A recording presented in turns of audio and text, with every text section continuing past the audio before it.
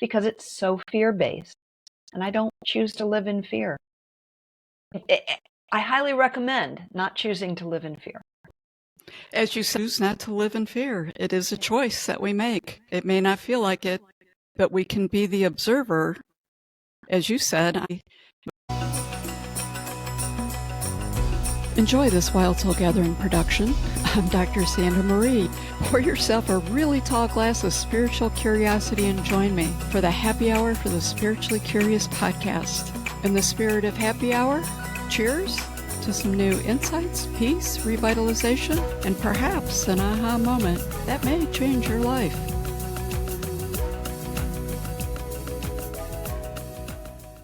Welcome to the show. Today in the studio, we have Linda Elie. Welcome to Happy Hour for the Spiritually Curious podcast, Linda. Thank you so much. I'm happy to be here, Sandra. I'm really excited to talk with you today. I know that you're a wealth of information and you certainly have lived a lifetime of experiences that you can bring to the plate here. You're an international speaker. I know you travel a lot. You've been to 35, 45 countries, I believe, and probably have added on since last I've spoke with you. I've gotten to the 45, I don't think, but somewhere between 35 and 45, yes. I've lost count now, but I love it, because each country brings something new. Fair enough. You're also a best-selling author, and you are the founder of Always Follow Your Bliss.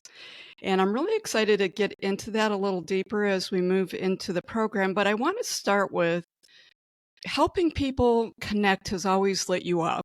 And teaching on some level has always been a part of your life. You've more recently moved out of that corporate life that sort of consumed you for a lot of years and had its own unique path into a different path focusing on mindset and spirituality. So what I would like to start with is, can you talk a little bit about what mindset and spirituality means to you? Yes, that's a great question. So for me, spirituality is knowing that you're connected to a power greater than you. And it doesn't have to be any particular religion per se, but it's often considered God, source, the universe. There's many different names that people give this, but it's, for me, spirituality is knowing that there is a connection to something greater than you. And for me, that connection, I've noticed, has always had my back. When I've had a challenge, when I haven't been able, when I've been at the end of my rope and not sure what to do, something has always worked out, that things have happened. And so that's given me confidence that there is something there. Now, mindset for me often deals with that part of you where you grew up with a certain pattern of rules and habits that you developed that are not generally yours. They're generally the people that raised you.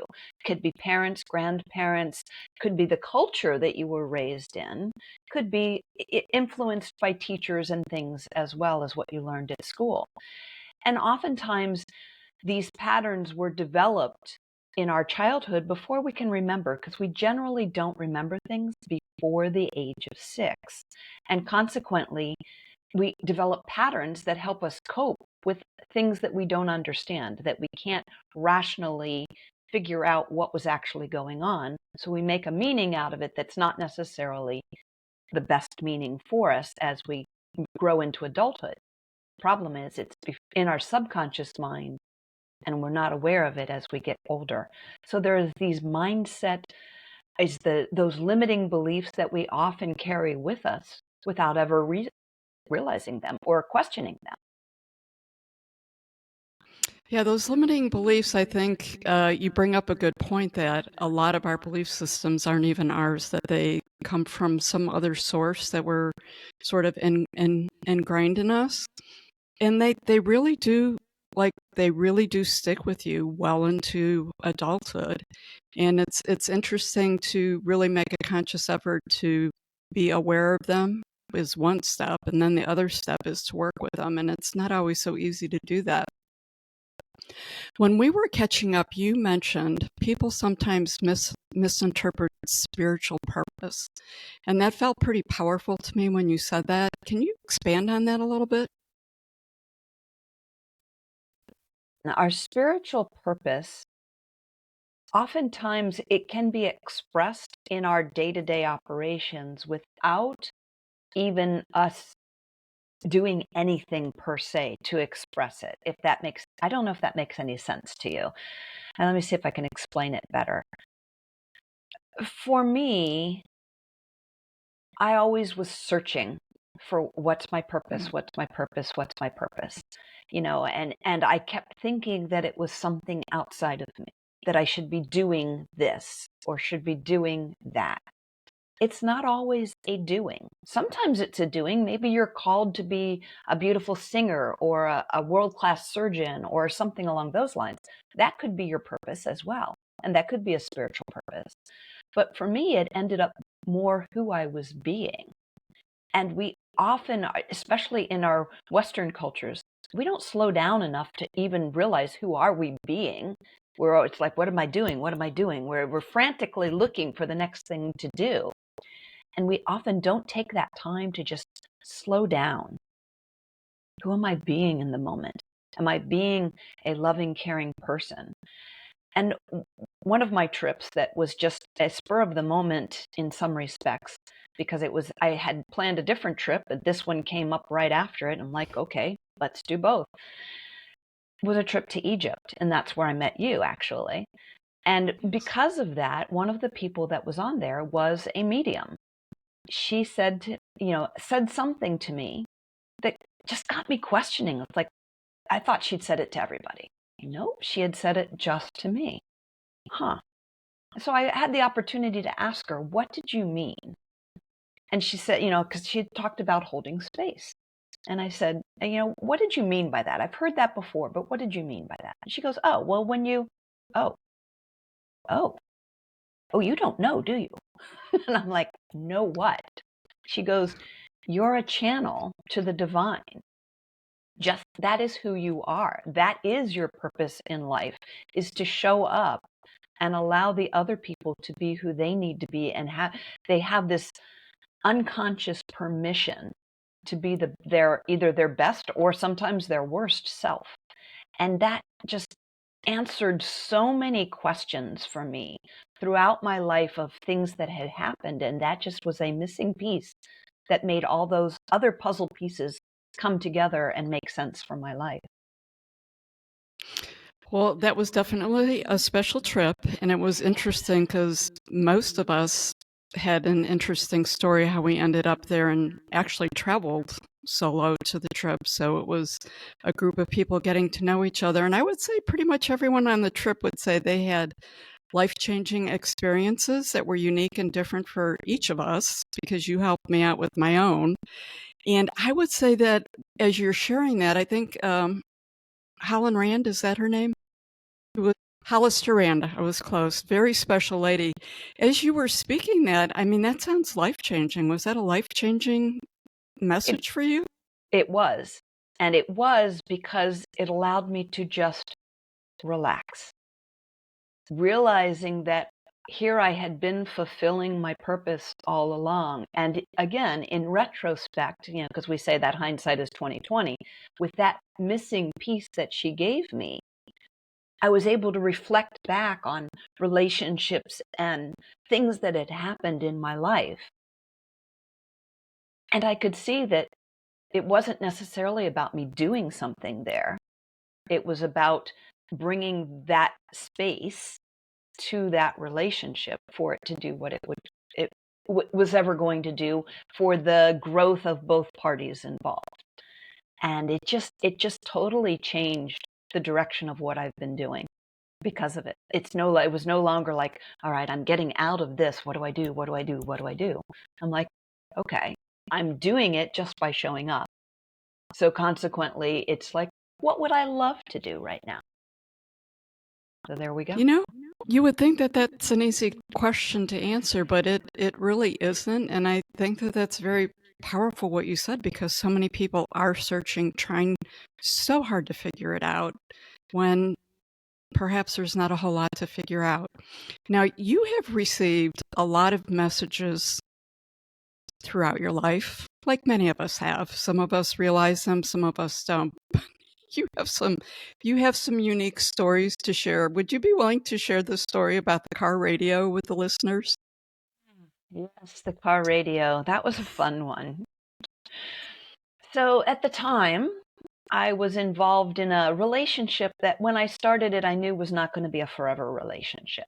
But I didn't quite know when it was going to end. I just knew it wasn't a forever relationship from the get-go. And as we were going along, we'd been going out for about a year, a little over a year, and things started to get a bit rocky. But every time I'm like, okay, this seems like the end, all of a sudden, miraculously, things would work out and we'd go on for another couple of months and then it would get rocky. And I was running the question through my mind, do I stay? Do I go? Because I wasn't still trying to figure out how much of this is just normal relationship, rough spots that you have to get through, and how much of this was potentially what I anticipated in the beginning, that it wasn't a complete one. So anyway, that's one day I was running a bunch of errands and I was just going along with that question in my mind. Do I stay? Do I go? Do I stay? Do I go? And I was driving my car that the radio hadn't worked in about 6 months in the car. So I get to my first destination. I go in, I come back out, I turn on the car.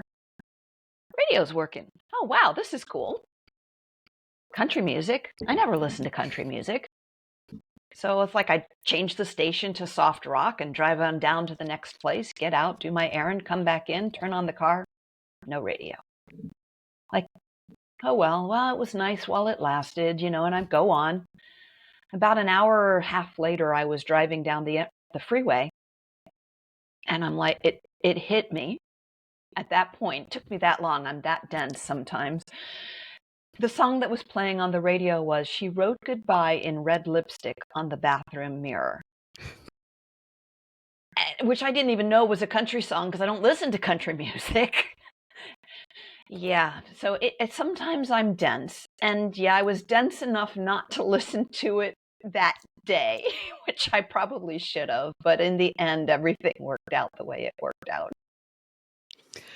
I think that's a great story because we ask a lot and we're given, and many times either we're not paying attention, we don't want to hear, it doesn't quite look the way that we thought it might look. I think that happens a lot, that it doesn't quite look the way that we think it might look.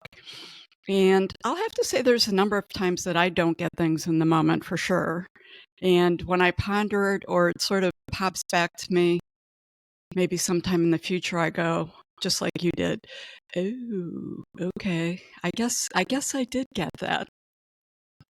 That was just great.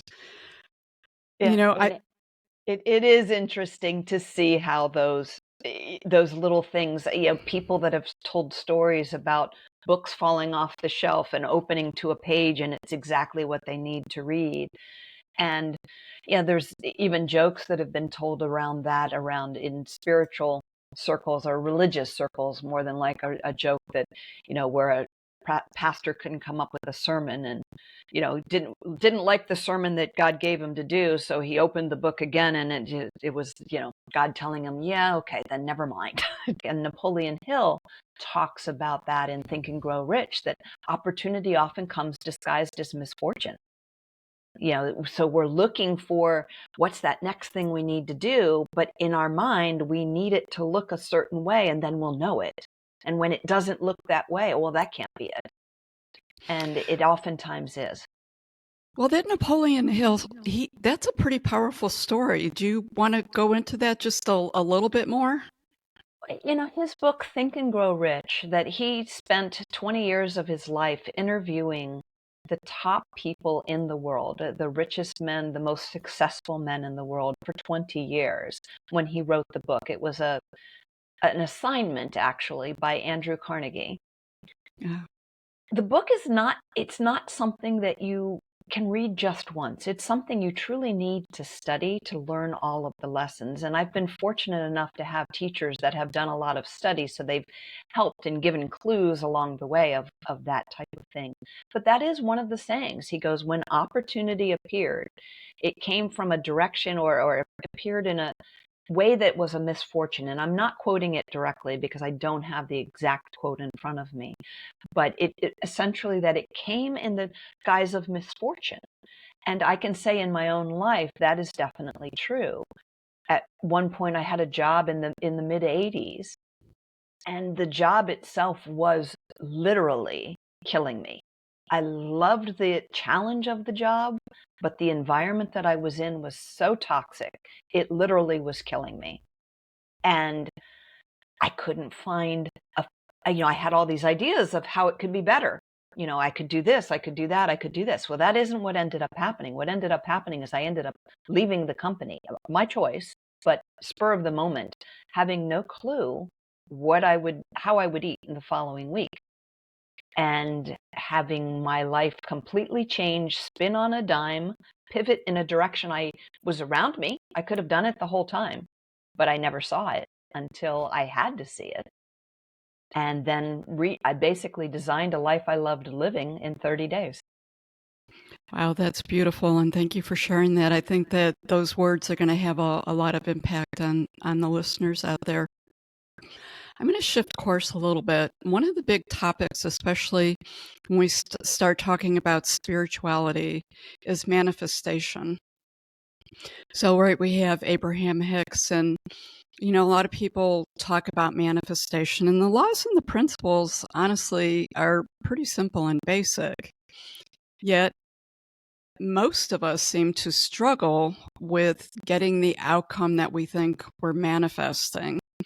You have a great, almost Hallmark movie-ish little story to tell about not being able to, not having the cash for a bill at one point.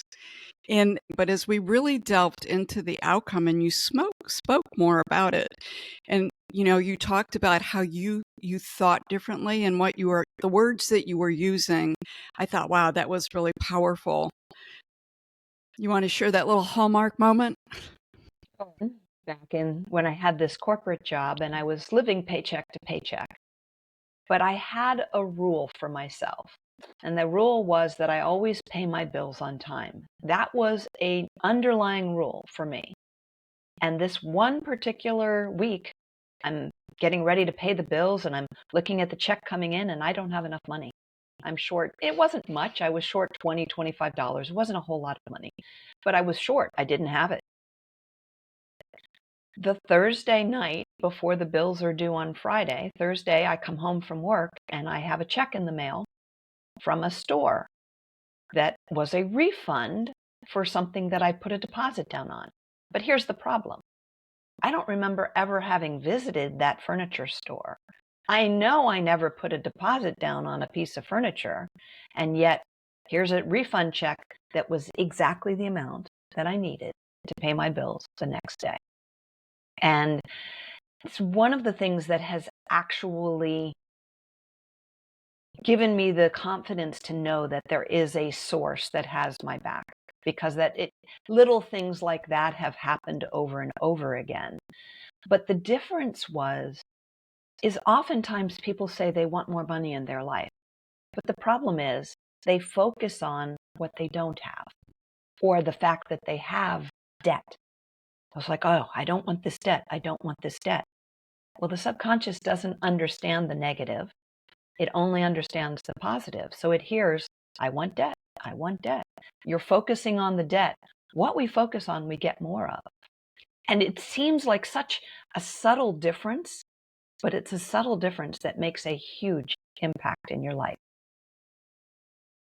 And Abraham Hicks often talks to that, actually, where it's that little nuance of focusing on what you want, regardless of what you're seeing in outside circumstances.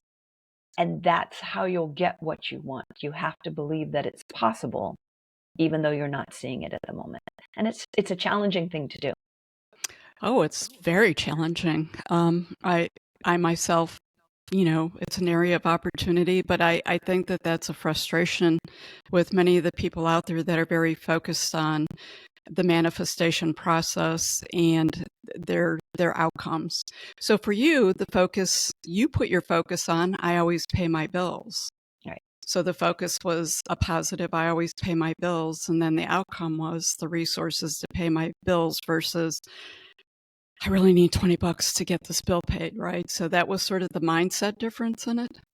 Yes, I was focused on the fact that I always pay my bills versus I don't have the money to pay my bills. It's that I don't have the money. Okay, you don't have the money. Okay, we won't give you the money if you don't have the money. Okay. But that wasn't my focus. My focus was, and it wasn't how am I going to get it? It was just I always pay my bills on time, and it just showed up. As a kid, it was funny. As a kid, when phone booths were a thing, I would always find money in phone booths. I mean, and sometimes $2 and $3, not just a quarter or a dime. I would find $2 and $3 in phone booths all the time. Well, that's a big score because I remember phone booths very well and walking by them, and you'd always stick your hand in there to see if there were any coins in there. So, Yeah. you would get a dime. Back then it was a dime and then a quarter. But so you were scoring pretty nicely with that. Good for you. So let's get a little bit into your new path right now. I know that you have this new thing, and it's always follow your bliss. And I was thinking about that, and I was like, I don't even know that I can define my bliss, but I know that you're looking to empower women to design some joy in their life, and that you've got some pretty unique certifications and tools that you use with this new path that you're on. So tell me a little bit about always follow your bliss, because knowing that I was going to interview you, I spent a lot of the weekend trying to ponder how I would answer that question, like, what is my bliss? And it goes back to, I think, what we started the show with, is we search and make this harder than it is, and it's right in front of me. Exactly. Exactly.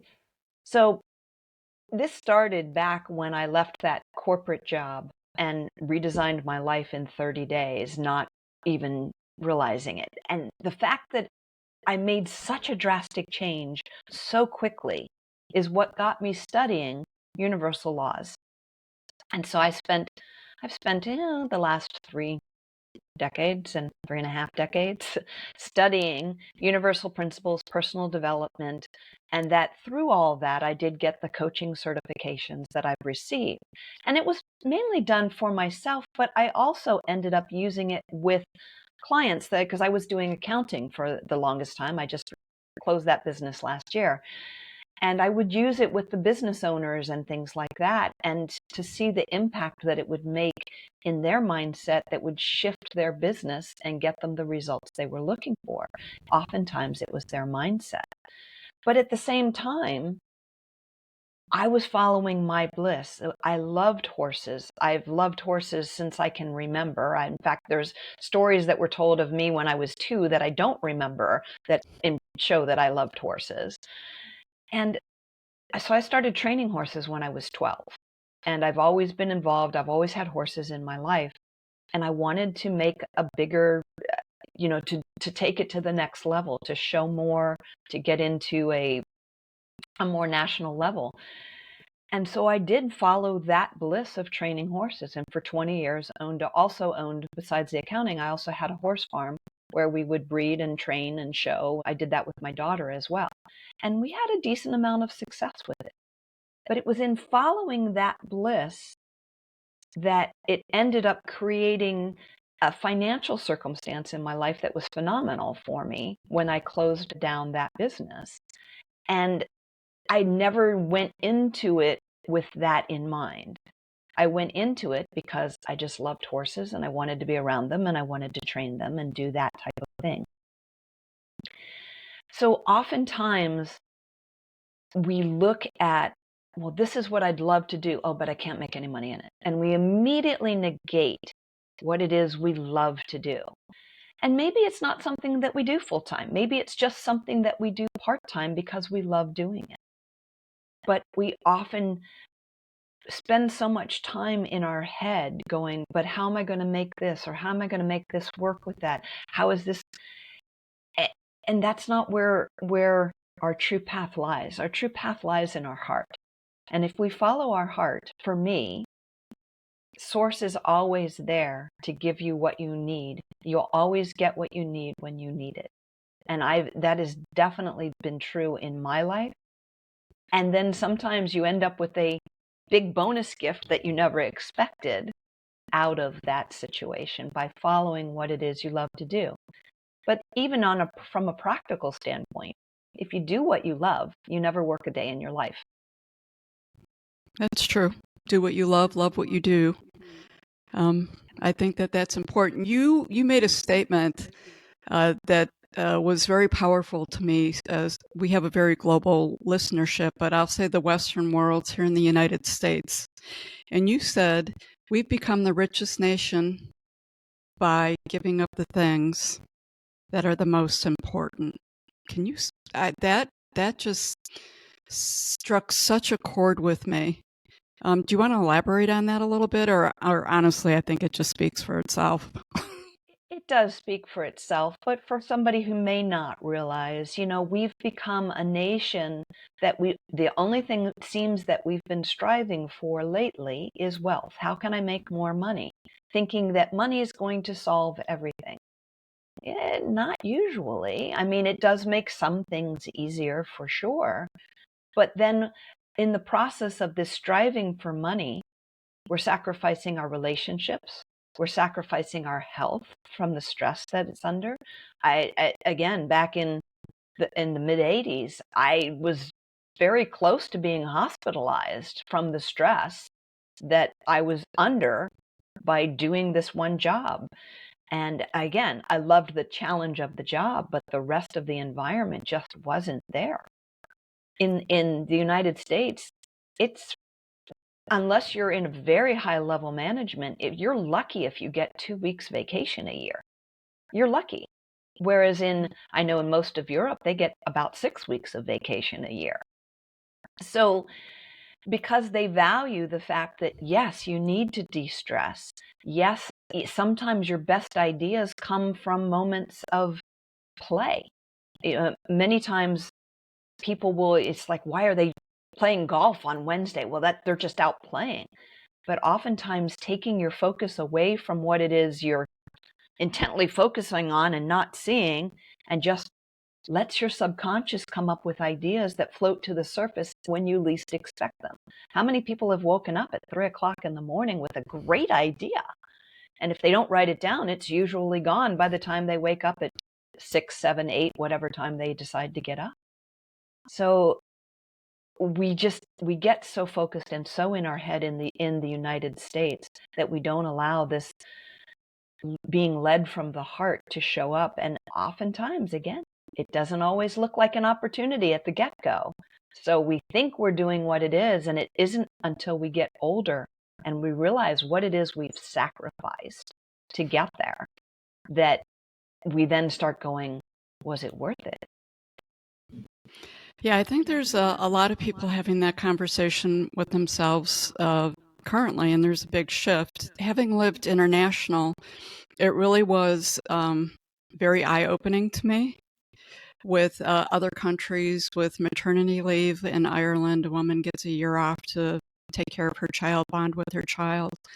The whole vacation holiday, like people live for it. And I would have people ask me, like, what's wrong with you people in the United States? Like you just work. And it was definitely eye-opening and started taking me down that path of, what have I given up for this? But you're seeing a lot more right now, or maybe I'm paying more attention to it, but I feel like it's out there. And, there's a lot of toxic work environments, and I've certainly have experienced, my fair share of them over my career. But what I've noticed is that you're seeing these younger generations saying, no, I'm not doing this. I will not. And many of them are very articulate about it. It's not that we're lazy. It's not that we don't want to work. They believe in the work-life balance, but their tolerance for the toxicity, which many times gets them labeled as lazy and not wanting to work, they're just not there. It's not like I would say it was with the baby boomers, where we had that baggage and those belief systems that were put on us that we believed in, that's what we were supposed to do. And so it all sort of weaves together and makes sense, but I'm definitely starting to see a big shift and a change with definitely with what that looks like, and more of that reconnecting inside, reconnecting with yourself, your spirituality. People are more interested in that. They're more open to it, and they want more of that. So if someone wants to work with you, what does that look like, and how would they get a hold of you? Well, you can always get a hold of me by going to my website, alwaysfollowyourbliss.net, or even Linda Elie, and that's Elie has one L in it. LindaElie.com will also take you there. And you can book a session with me, and we can go through a complimentary discovery session to see what you need. I offer, obviously, coaching, and the coaching, it takes the form of either we start with a 3-month package if you want. We can do a 6-month package. But I take you through a curriculum that I am a facilitator for, that I discovered. And the nice thing about this curriculum is it is the fastest way I have found to get a good grasp on a lot of the spiritual laws. It's well laid out. It's been tested with tens of thousands of people over the last 3 or 4 decades. So it's a very good curriculum. That's the starting point for it. But with that, because I have other certifications as well, and because of between my accounting background, which brings the finance and the business side of it to it, and the horse training, which brings the intuitive side to it, I'm able to custom tailor for each individual person things that they need. So while I might use that curriculum is a 3-month curriculum, I might use that as the base, I can bring in other things that specifically address things to the individual's needs. So it gets them the fastest results possible. Wow, that's so nice, and it's so needed. There's obviously a lot going on globally, and there's some angst about it. What would you like to share with the listeners about how they might navigate some of this for their spiritual health and their mental health? But for me, I think the best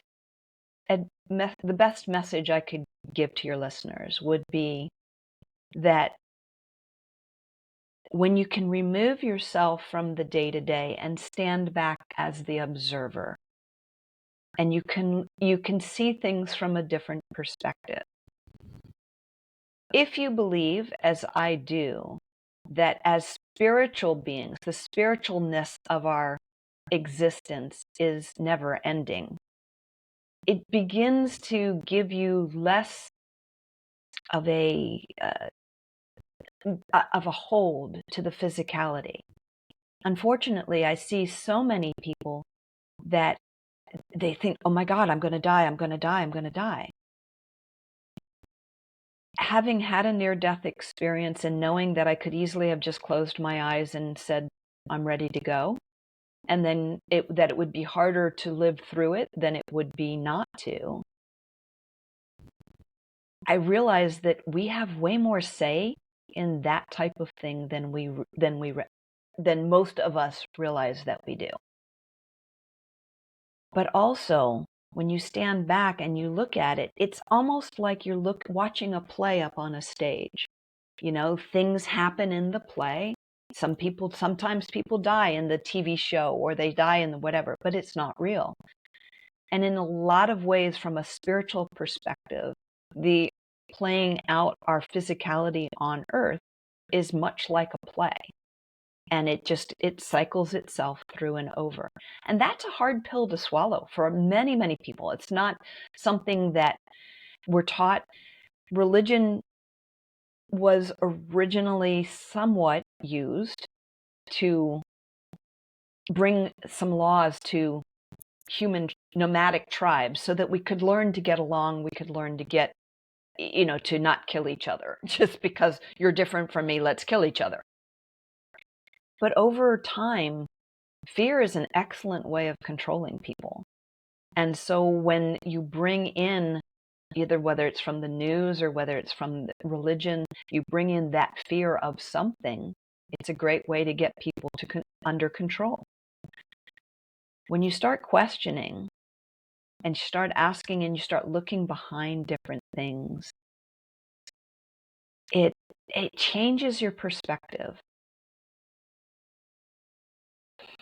And for me, it just gives that sense of peace that, yes, while it may not be what I want to see happening in the world, because I definitely don't. I do not understand why we can't get along with each other. And I often say, rather jokingly, it's going to take an invasion from Martians or something for us to become together as a human race and discover that it doesn't matter the color of your skin or your ethnicity, or your religious belief. We're human and we need to fight these Martians, but why should it take that? We're all humans just expressing that humanity in a different form. And as long as that doesn't impact my life, why should I care what somebody else does? And, it brings diversity. If we were all the same, it would be boring. So it's just being able to step back and look at it as if you were watching a play and realizing that in some respect, it will all work out. And you'll get to see that later on down the road. At the end of the play, you realize what was happening during the play, or you found out the whodunit if you're watching a mystery, or something like that. I love that, and I do agree that there's a lot of intentionality with the fear that's out there, and it's sort of like the last stronghold to control and hold on to it. So I think my mantra for 2024 with the podcast is going to be turn the TV off. Yes. I will have to tell you, a couple of years ago, and probably it was even longer than that, probably when I was living international is when I gave up TV, but I have removed it from my life, and I have to tell you, it's one of those things that you recognize retrospectively, that it was so much better for my mental health and how I felt and my outlook on my personal life and just my outlook in general. So I would say turn the TV off and don't be on your computer on whichever browser you use to be looking at the news and what's being fed to you. Funny story, or funny to me anyways, I have a friend recently who was applying for some jobs, and he's like, you know what I think? I think when you fill out an application, when it asks, your origin, where you live, you should put Earth. And when it asks about your race or who you are, everyone should just put human. And he had this whole thing with this application. And when we were talking about it, we were in stitches laughing. But afterwards, we sort of looked at each other and said, actually, this should be our reality. Like, those questions should be answered the same way by every person who lives on the earth. It's crazy. And the other thing I wanted to share real quick, just because I've been gifted, like you, the ability to travel a lot, I will have to say some of the most happiest people that I've met in places that I have been the absolute poorest, and I mean poorest places on this earth. Some of these third world countries, and I was just really struck at the relationships between people, parents and children. Their happiness is they're sleeping on dirt floors and living a very, very, very, what we would consider difficult or basic life. And I thought, but they're happy, and perhaps we're not so much. So that was just interesting listening to you talk about that. Any last words that you would like for the listeners? Well, it's interesting that you say that, because one of the charities that I support, they're involved with putting schools in communities. And one of them, which I actually visited on one of my travels, is in Phnom Penh, Cambodia. But what they've done, which is different from many other organizations with schools, is they've done it from a grassroots perspective. And the story how that one got started was with Pol Pot, who wiped out all of the educated people in Cambodia in his reign of terror, which left the older people that were uneducated and the very, very young, and all the middle-aged people were gone. Well, the older people, because of what happened, were afraid to allow their children to be educated.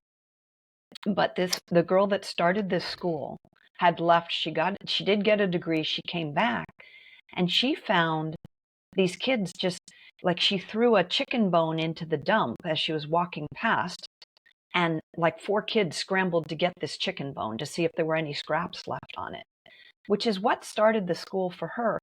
They had to actually give the children rice to take home in order for the older generation that had lost their middle generation to allow these kids to come to school. We wouldn't have looked at it from a Western perspective. We would tend to go in and, well, we know what's best for these people. So I don't know why we often think we know what's best for someone else without understanding their perspective first. There's just so much that, because we've been programmed, and we've been programmed by, you follow the money trail. We've been programmed by advertising. Advertising, it can be insidious. I turned off the TV. I definitely turned it off when I moved where I am now, when I sold the farm, but I hadn't watched the news. I probably haven't watched the news in 20 years. And it's made me a much happier person, and I don't feel like I've missed anything important, because I do get a news feed that tells me the important things that are going on in the world, so I know what's going on. If there's a hurricane coming, there's an app there that can tell me, where is it coming to hit me? Do I need to prepare for this?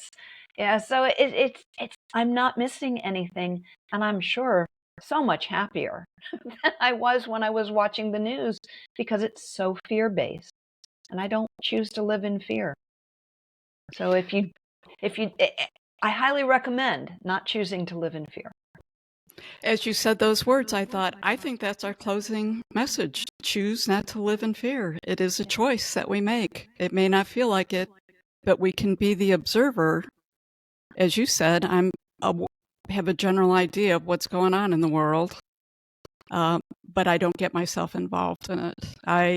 My involvement is to sit in my heart and send love and peace. So I do feel like every single human out there has power to influence and make a difference, and that's how I make a difference without getting involved in it. The younger Dr. Sandra Marie would be, jumping in a car with a protest sign, driving down to Washington, D.C. I think there was a time and place for that. So, Linda, I want to thank you for joining us. I want to thank all the listeners out there for taking time out of your day to spend time with Linda and I. If you want to learn more about Linda, you can go to our website, wildsoulsgathering.com, and her information will be up there.